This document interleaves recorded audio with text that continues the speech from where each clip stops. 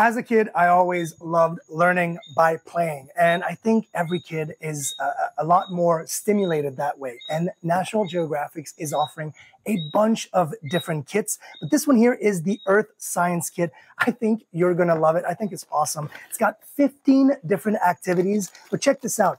It even has this is the plaster right here. So plaster of Paris, that you're going to actually build your own volcano. We've all done this as kids, but this looks legit. That's what I love about this. So you've got the nice little frame. You're going to, build your volcano.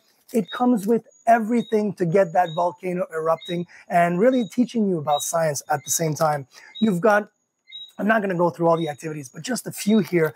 The crystal powder. This is to grow your own crystals. I don't know if you guys have seen this, but these types of crystals that you can actually grow at home.